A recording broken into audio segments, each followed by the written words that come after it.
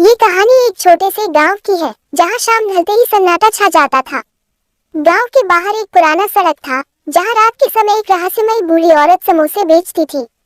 लोगों का कहना था कि जो भी उसके समोसे खाता वह कभी वापस नहीं आता। गांव के कुछ लड़कों ने इसे अफवाह समझा और एक रात हिम्मत करके उस मोड़ तक जाने का फैसला किया। वे आधी रात को वहां पहुंचे और देखा कि एक बूढ़ी औरत स्टाल लगाए बैठी थी। उसके समोसे से लाजवाब खुशबू आ रही थी। बेटा, गर्म गर्म समोसे खाओगे? औरत ने मीठी आवाज में पूछा। उन लड़कों में से सुरेश ने हंसते हुए कहा, क्यों नहीं, एक समोसा देना। जैसे ही उसने पहला निवाला लिया, उसके चेहरे का रंग उड़ गया। समोसे के अंदर कुछ अजीब था, कुछ ऐसा जो इंसानी मांस जैसा लग रहा था। बूढ़ी औरत अचानक हंसने लगी। उसकी हंसी इतनी डरावनी थी कि बाकी लड़कों के शरीर में झुर्रियां दौड़ गईं। अचानक उसकी आंखें लाल हो गईं, नाखून लंबे हो गए और उसका चेहरा बहुत डरावना हो गया। अब तुम भी मेरी तरह कभी इंसानों की दुनिया में वापस नहीं जा पाओगे, चुड़ैल चिल्लाए। लड़कों ने बिना कुछ सोचे समझे दौड़ लगाए। सुरेश भी किसी तरह समोसा फेंक कर बच निकला। वे भागते भागते गांव के मंदिर में पहुंचे और वहां घंटी बजाई।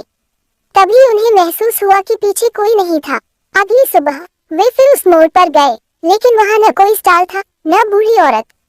लेकिन जमीन पर पड़े कुछ जले हुए समोसे गवाही दे रहे थे कि पिछली रात जो हुआ वह कोई सपना नहीं था। आज भी लोग कहते हैं कि जो उस चुड़ैल के समोसे खा लेता है वह हमेशा के लिए गायब हो जाता है।